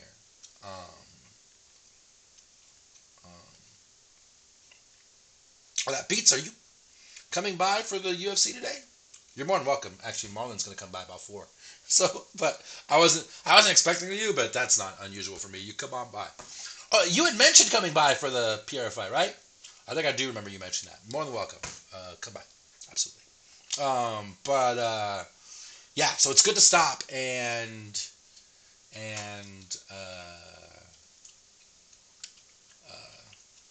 do that and think this way. Because if you're not thinking this way, this is great. This is very hard to do. But this is the way you get really good. And this is going to be the big difference between playing the micros, playing the low stakes, and moving up in stakes. You need to start thinking this way. And so this is great training. He's the only one who does quizzes this way, which is great. Cress, the counter argument to that is you are right. You need to think this way, but it's kind of like I was saying in that limped hand we saw, I think it was Evan Jarvis's hand, right? You have to know where baseline is and think this way so that you know that when you're deviating, where to deviate. So like in that hand where we had the 9-10 suited on the 10 high board, I would be betting Jack 10 in the low stakes because those guys are going to call too much and I want to get value. Maybe not Jack 10, maybe Queen 10 or so. But when you're playing against good players, you have to start checking the Queen 10 because they're going to be more balanced and have more check raises. And low stakes are going to play face up, so you can bet a little wider for value. You bluff a little less. You bet more streets for value in the low stakes, right? So that's kind of the counter argument. But you always have to know, how I always say this, you have to know what the matrix looks like before you can start to bend the spoon. So, cool. That's the deal. That is the deal. It's important to know what this is, but you also have to know how to deviate, for sure. Because if you just learn to solve, it's a weird thing in poker, like the arc of the learning process in poker, right? So like you don't know shit, and nobody knows shit when they first start. Then you start studying, and then you realize you don't know shit, right? And this is the Dunning-Kruger effect. We were talking about this last night on the study stream, on the global stream as well. The Dunning-Kruger effect. You don't know what you don't know, right? Then you realize there's a bunch out there that you don't know. Then you kind of know, but you really have to think about it and work to come to the answer. And then it just becomes second nature, which is called unconscious competence. All this is The Mental Game of Poker by Jared Tendler. You should check those books out. They're fantastic. They talk about the learning model. They talk about tilt and how to deal with tilt and why it comes. They talk about a bunch of stuff like that, how to study. Those are great. Unconscious competence. That's right. And so this is all in that. And so in your learning curve, you don't know shit, then you learn about solvers, then you really need to know the solvers in and out as best you can, right?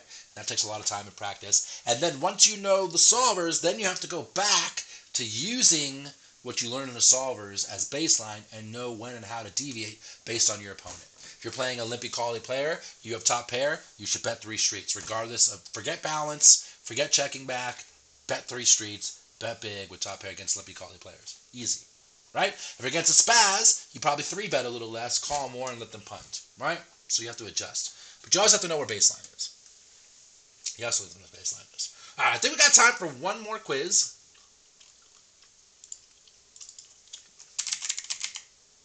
Keyword's going to be last call, all one word.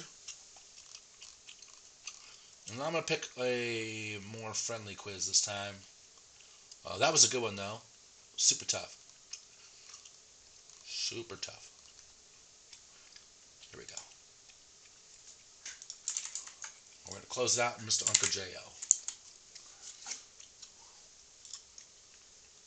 While you guys are doing that, I'm going to get a little prepared on who we're going to throw the host to after this quiz.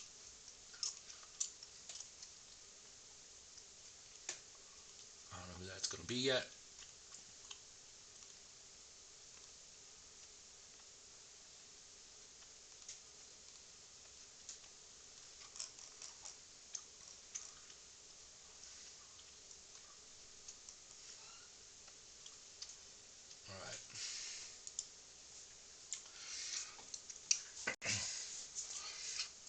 Toe, you're a smart cookie. You know how to articulate these concepts really well. Thank you, buddy. I appreciate that.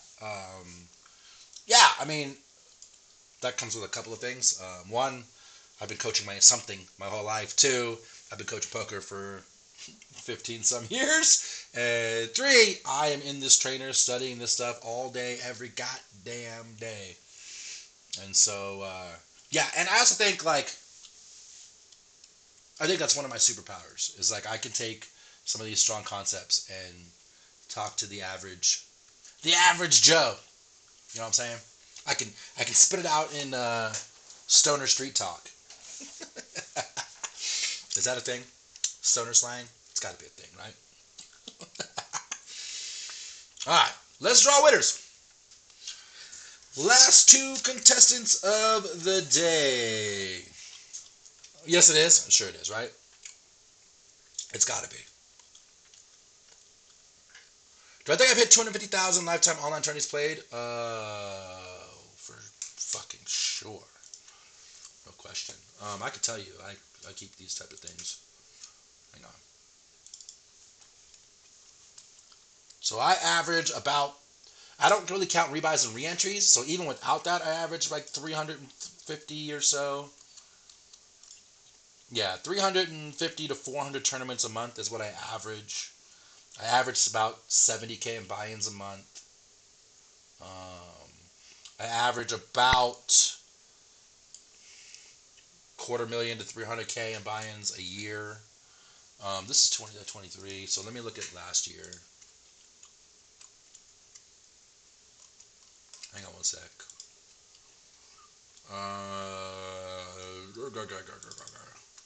To give you an idea what my volume looks like. Last year I played Poker Logs 2022. Last year alone I played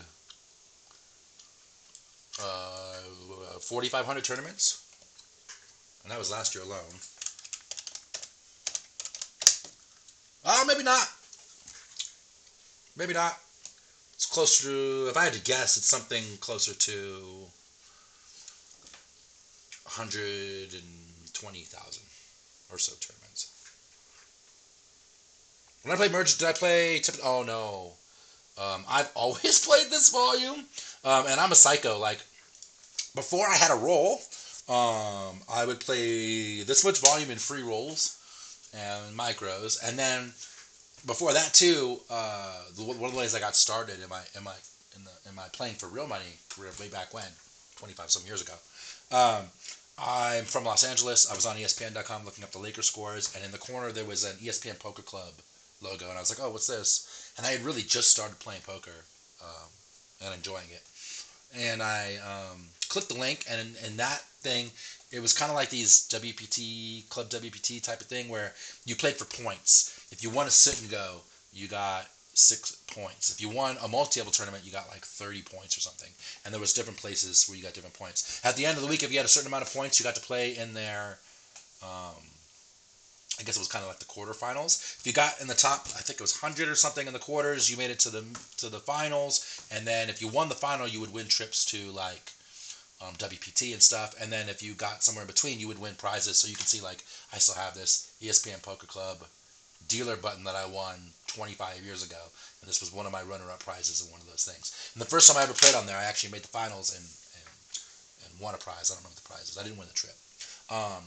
And so back in those days, I used to do the point grind. Before I was married with the kids and just date my wife, I would fucking multi-table the point grind and try and get my points to get into the finals to try and win trips every day. So I've always been playing this much. This much.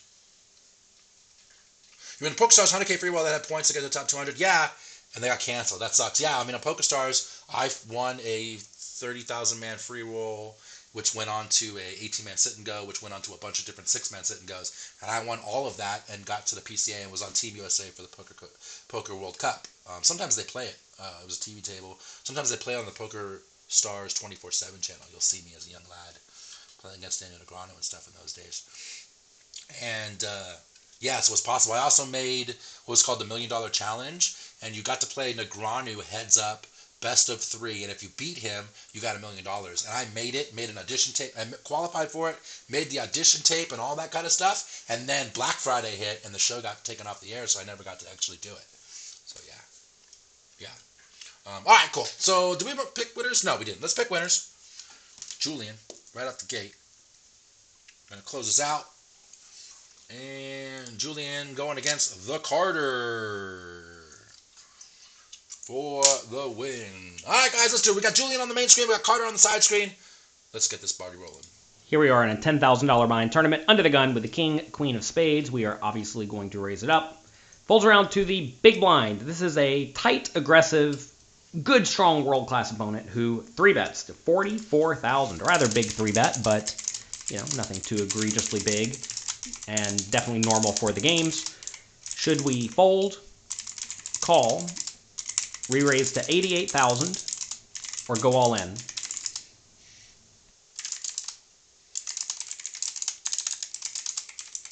I'm typing this, but I'm going to say it too. I play mostly online. I play a lot live during the WSOP, and then a sprinkle of live throughout the year. I play about 25 to 30 tournaments a session, and play about 3 to 4 days a week. All right, so what happened here? We're under the gun. We open. Folds to the big line. Who raises? Monkey Man says, I don't give a fuck. 4-bet. 88. And then lots of calls.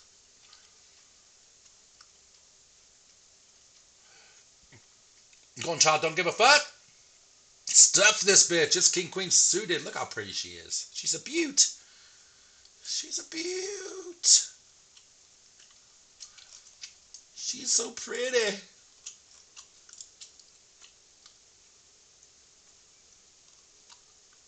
She's so pretty.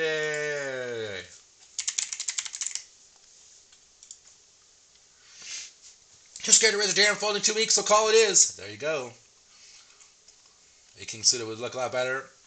I mean, always, right? Pretty close to always ace king suited looks better. This is a great hand.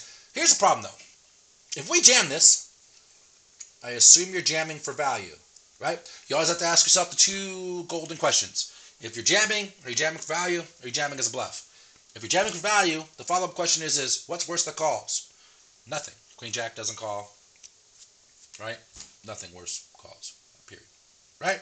If you're jamming as a bluff, what better folds? Jack's never folding. 10's never folding. Might fold some like, I mean, he doesn't 3-bet pairs underneath that, right? Underneath like 9s maybe? Maybe 8s? Maybe? Against an under-the-gun open, 8s and 9s probably going to be a flat and not a raise, and he's never folding 10s. So jamming, not going to happen. Re-raising seems like suicide. Sucks if he re-raise and then he jams. 1, we start to get committed, and 2, his hand now just got even stronger to only 10s plus and ace-king, in which case, king-queen not doing great against 10s plus and king-queen.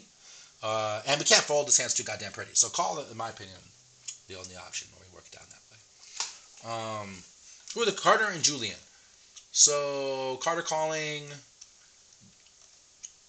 Julian calling. Let's do it.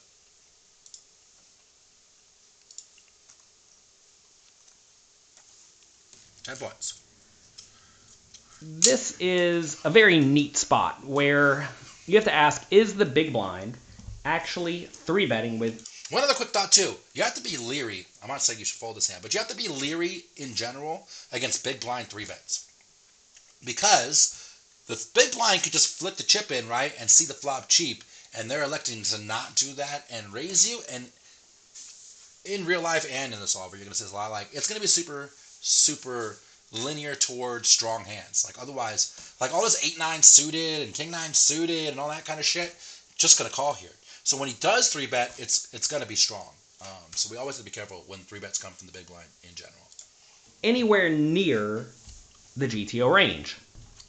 Some people will, some people won't. Just to be clear, the GTO 3-betting range for the big blind in this spot is something like pocket queens and better, ace-king, maybe some ace-queen offsuit, and then a smattering of suited bluffs like ace-10 suited, ace-5 suited, ace-4 suited, king-jack suited, king-10 suited, jack-10 suited, jack-9 suited, 10-9 suited, 7-6 suited, and that's about it. Those a lot, so is the opponent going to find those random suited, connected, or ace-x suited bluffs, or find some other hand to potentially use, like, I don't know, king-8 offsuit or something like that?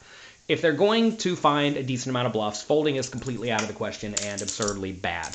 And I do think it's actually going to be absurdly bad against most people. And to be fair, you should actually call this 3-bet pretty wide because we're in position and because our range is going to be very strong.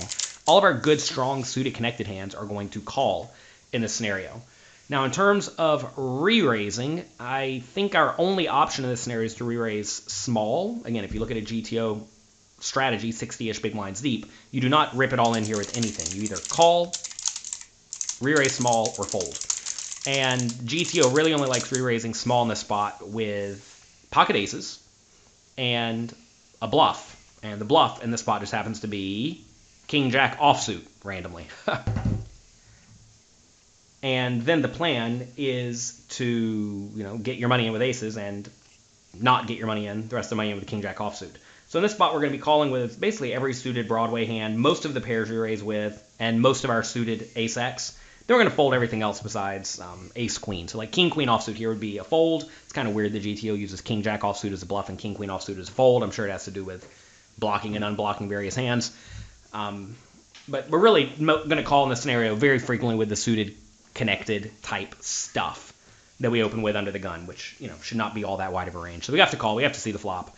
If the opponent used a bigger size, we could fold a little bit more, but even then, king queen suit is good enough to call.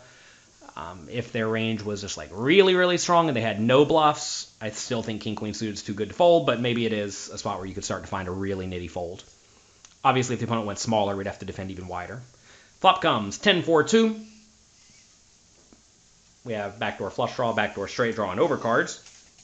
Should we fold, call, raise to 45,000, or go all in? Homeboy bets pretty damn small. There's 94K in the pot, 20K to call. We're getting more than 4 to 1.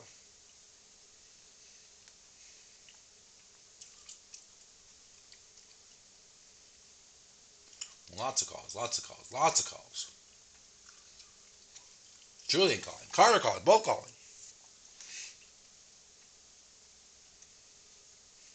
The 10 is in his range a little bit with the things like the sprinkling of Jack 10 suited and stuff, but he also still has all the overpairs.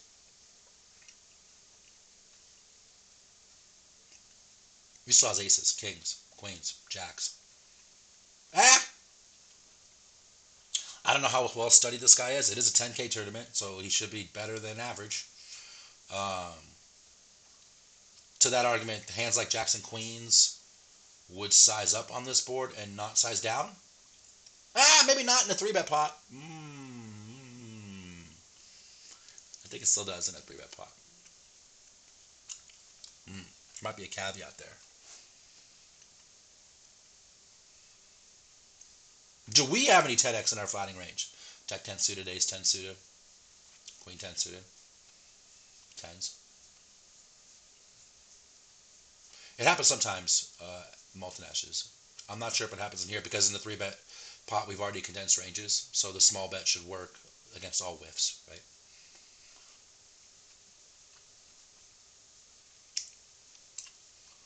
Everybody calling. Everybody calling. Said world-class player. Yeah, I mean, this is a 10K win, baby, so I imagine. He ain't fucking around. Toe's got a nice 6-figure bankroll. He ain't playing 10Ks. Matt Affleck, world-class player. However, plays 10Ks, but not all the 10Ks. Main event, 10K main here and there in Florida. Sprinkle of 10Ks. So you got to be pretty good to play 10Ks. Especially today's day, right? Where there's just not a lot of satellites for things like there used to be in the old days. For sure. 20% is weird, Beats, right? He should size up a little bit. 3-bet pot, 50%. I had a feeling. He doesn't lead Golden Child. This is 3-bet C-bet. This isn't call donk lead. Big difference. Big difference. I like to call. If we had King Queen Hearts, we probably just fold. But with 2 overs, 3 to a straight, and 3 to a flush, we can't fold for 20. Had he gone half pot, folding becomes more appealing, right? So I think we call 2. Let's find out. Would this be a raise if it wasn't a 3-bet pot? I think it's... Well, if it wasn't a 3-bet pot, if he just flatted, he would likely have checked to the aggressor, some dude. So this situation isn't going to happen very much. This situation will happen a lot on places like Global, Bet Online, some of the weaker player pools. And this is always going to be like a 10, a 4, something like that. Ace 3, Ace 5, something like that. I don't think we want to raise those hands, but I still think we should call here against a donk lead when we have spades. And then you could potentially call with like King Queen of Hearts in that spot with 3 to a straight and 2 overs because they're going to be leading a 10x, in which case the turn they're going to check a lot when it's a jack, when it's a ace, when they whiff, right? If he's got a 4 and he's leading here, they're either going to check a lot or bet super small again, and it's super easy to continue if we pick up equity and then not. All right, so you can just keep it simple. Cool. And then we call here. Let's find out. this is most definitely a spot to call. We have very, very good equity in position. A king or a queen is probably good. Flush draw or straight draw is obviously great. We have to ask in this spot, are we going to realize, what, 1/6 or 1/7 of this pot? And of course we will in position. So calling is fine. The only other question is should we put in a raise? And I think a small raise would be fine if we had a weaker hand. Like, say we had randomly Jack 9 of spades or Queen 9 of spades. I think perhaps those are hands we could consider putting in the re-raise if we had those. But again, we probably don't even have those pre-flop. Maybe a hand like Ace 6 of spades would want to put in a small raise. I think that could be kind of sweet. But even then, I think in general, when you're in position getting very good odds, you don't really want to screw that up by raising and then getting jammed. So I like calling. We do call. Turns a 7 of spades. Opponent bets 29K, another small bet. Should we fold, call, raise to 72,000, or go all in? Yeah, to be fair, the backdoor royal is a bit of a pipe dream, but backdoor flush, backdoor straight, 2 overs, that's what I like to call the mouthful. Usually, the more when you're explaining like your outs, the more of a mouthful it is, the more you're continuing, right? So backdoor straight, backdoor flush, and 2 overs tend to be a call. Homeboy bets tiny again. And we pick up some good equity. For 9K, weird again. Feels super strong, man. Does feel super strong. Interesting if he's got a hand like Ace-King, particularly with a spade. Well, I guess you can only have the Ace of Spades, right? Bet small to target pocket 8s, pocket 6s, and then all the floats that don't hit this, like King, Queen, Diamond, King, Queen, Club, right? Snake raising. Fuck this weird ass bets. Snake, I don't know if you saw the whole hand. This is a 3-bet pot, double barrel. Just making sure you have all the information. Missy calling.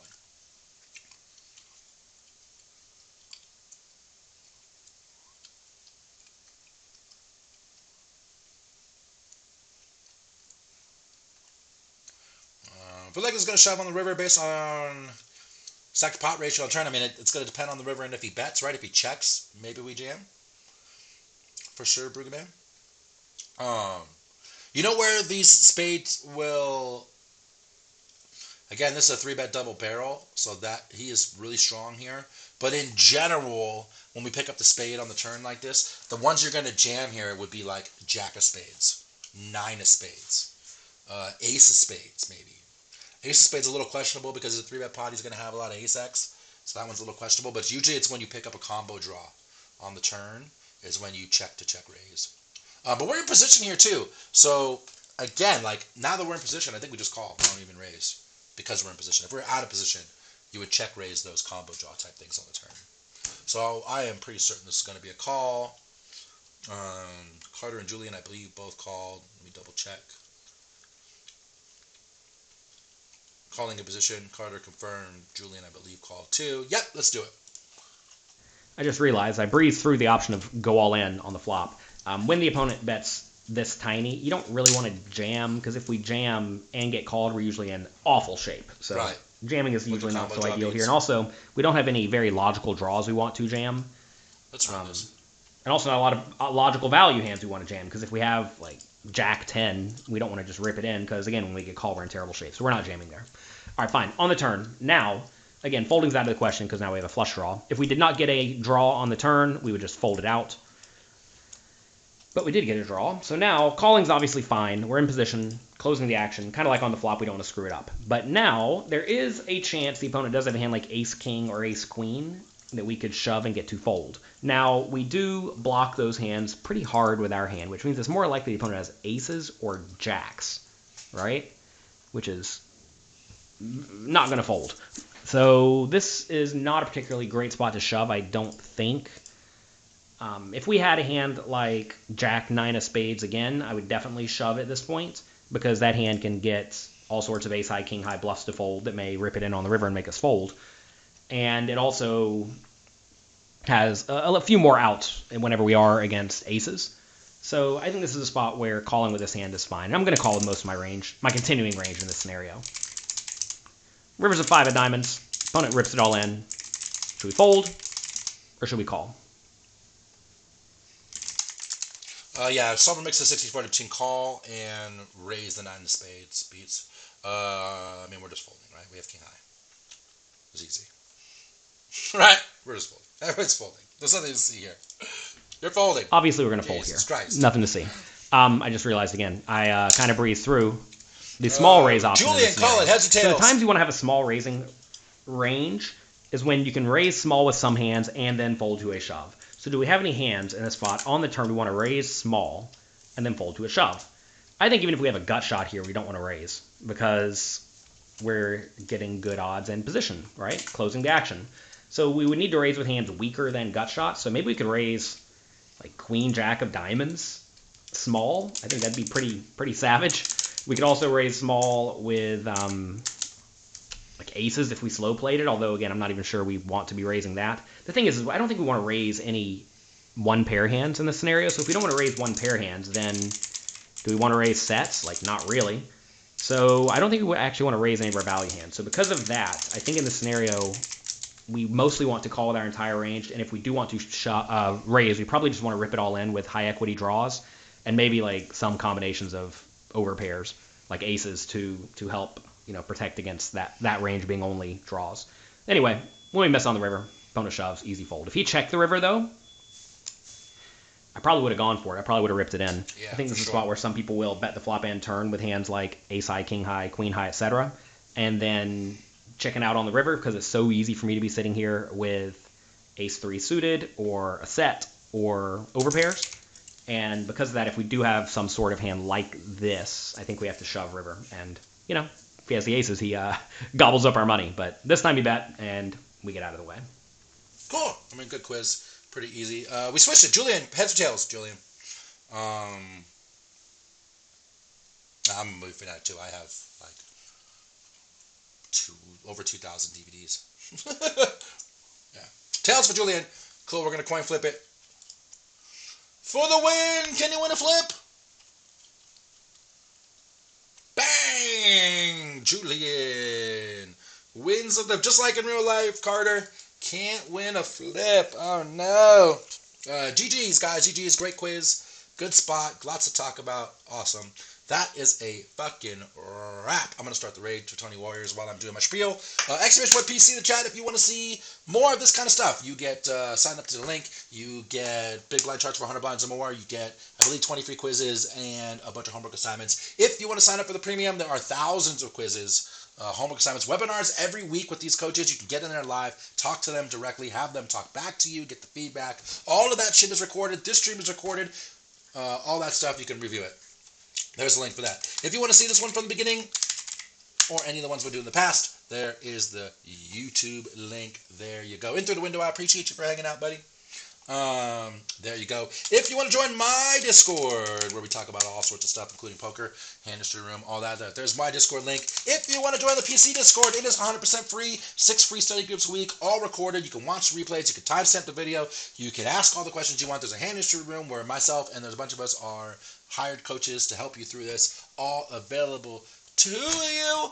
All that, and even though Six is in here, he is in Ireland. Let's give a shout out to my partner, Mr. Crazy Sixes, who is generally here with me, and a scholar, legend, and all around good dude. All that for you. We're gonna throw the host to Tony Warriors. Enjoy your weekend, guys. We'll see you again next week. Peace.